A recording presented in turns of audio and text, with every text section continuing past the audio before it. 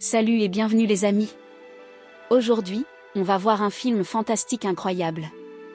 Sans perdre de temps, regardons-le. Au début, les humains sur Terre se battaient et mouraient.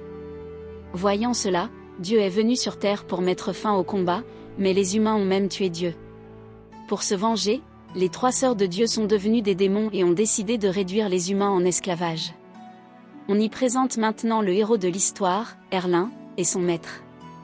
Ils sont venus au paradis avec pour mission de détruire la barrière entre la terre et le paradis, créée par les trois démons.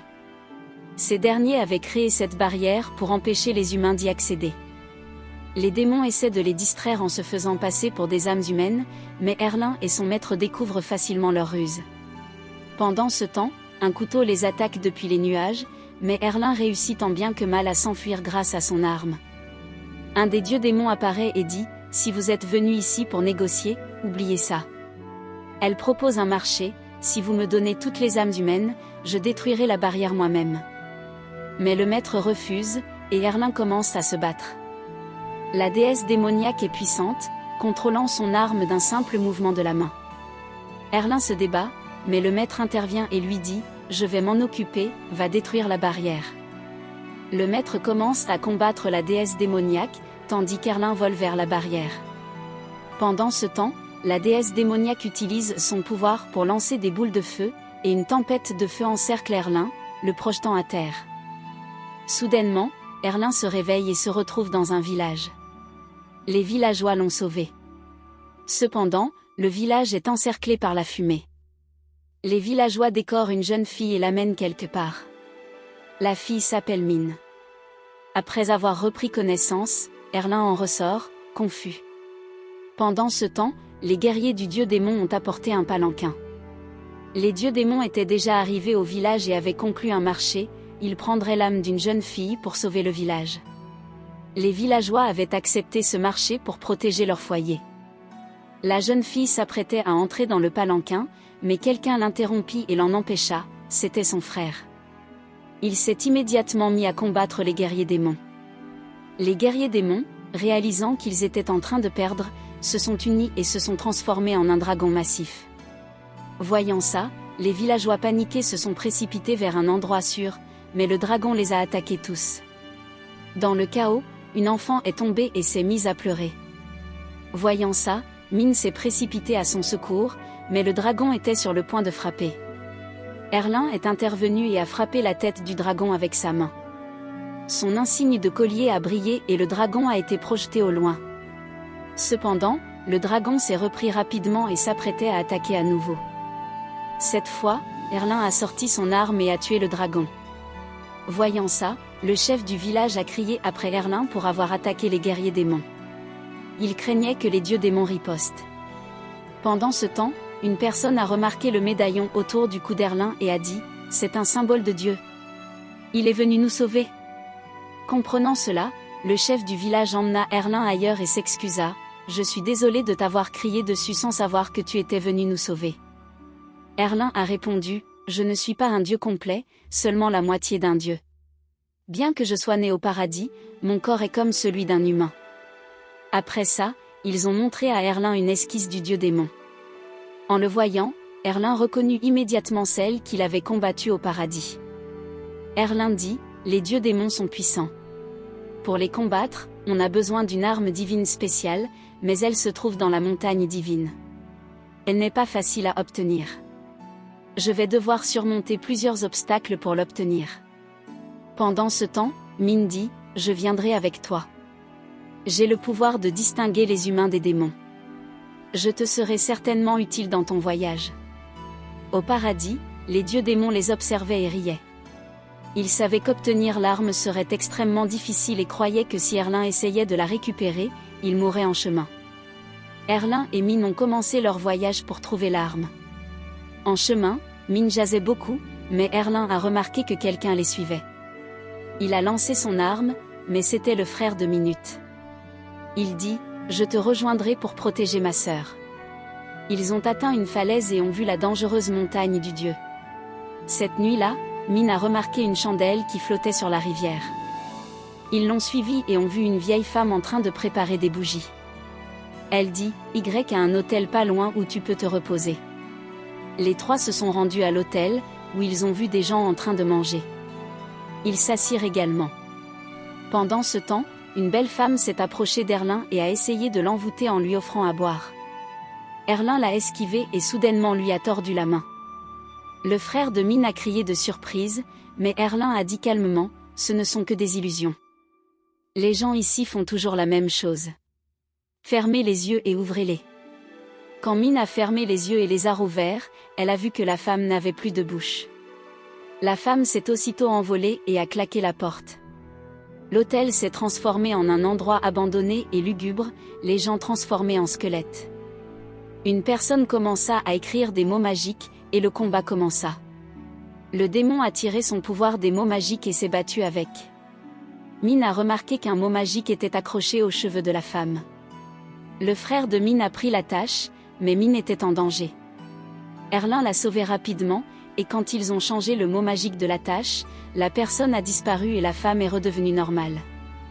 La femme a commencé à raconter son histoire, je suis contrôlée par cette personne depuis l'enfance.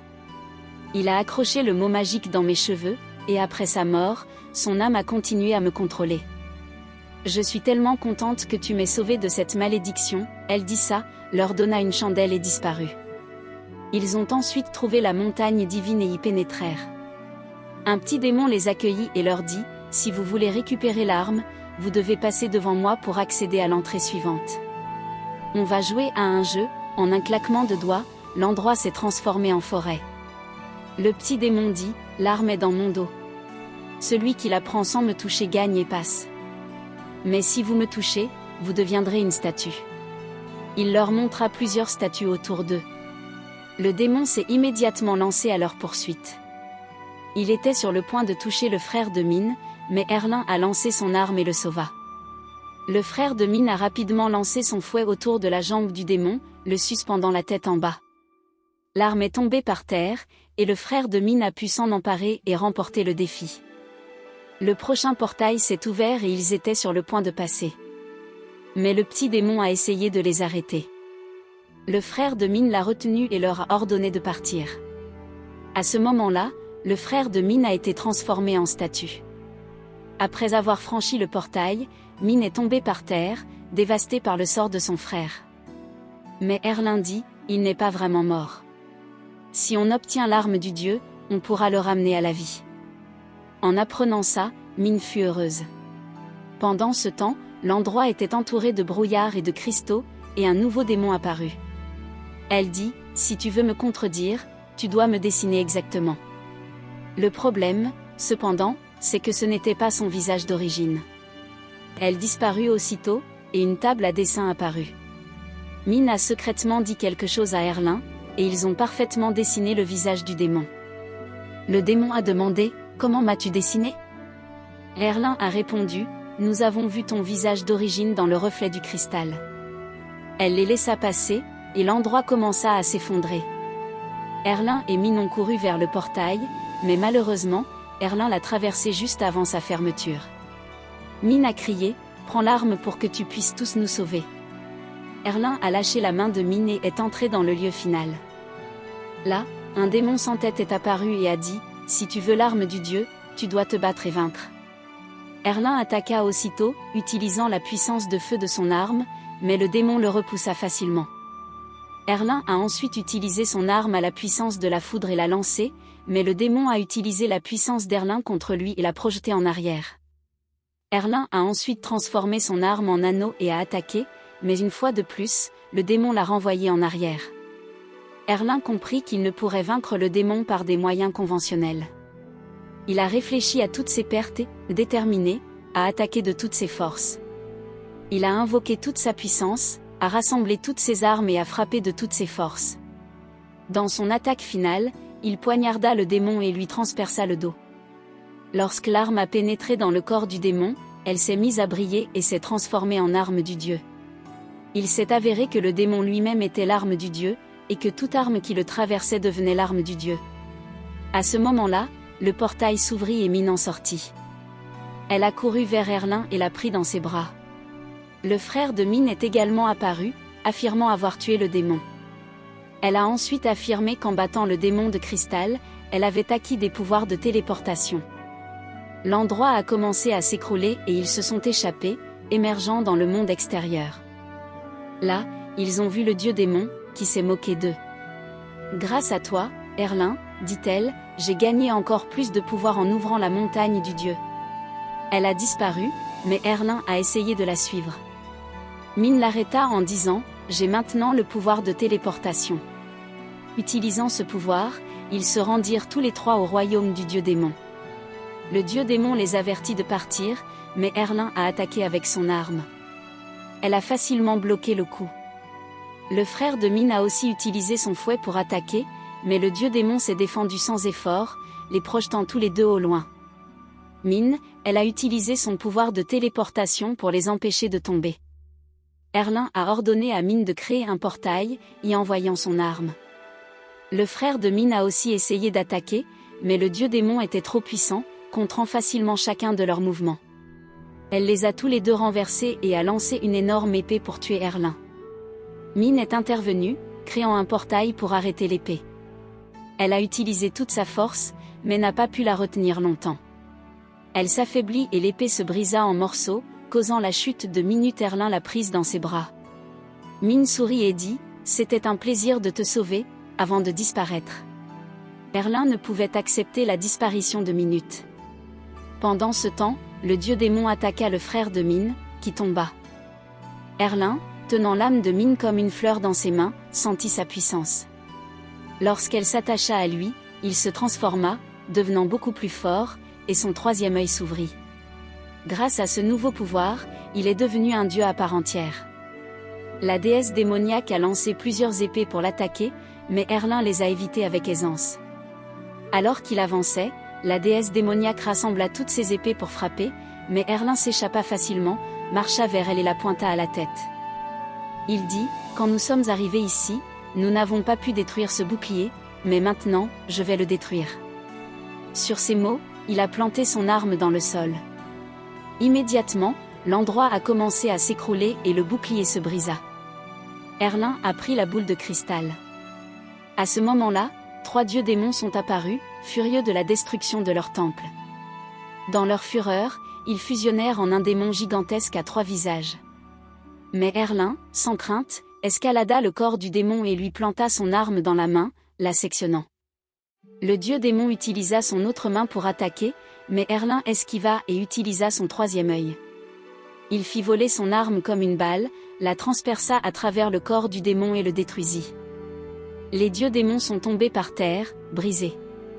Erlin s'apprêtait à les tuer, mais quelqu'un l'en empêcha, son maître en personne. Son maître dit, les tuer n'est pas la solution. On doit leur donner une chance de comprendre leurs erreurs et de changer. Le maître ouvrit une charte magique et emprisonna les dieux démons jusqu'à ce qu'ils se rachètent. Son maître dit, maintenant, tu es un dieu à part entière. Tu dois aller au village et aider les gens. Erlin accepta les paroles du gourou, mais ses pensées se remplirent de tristesse pour minutes. Il a placé une chandelle dans la rivière et a dit, dans cette vie, nous ne sommes pas ensemble. Mais dans la prochaine, nous le serons. Et c'est comme ça que l'histoire s'est terminée. J'espère que vous avez apprécié. Merci d'avoir regardé.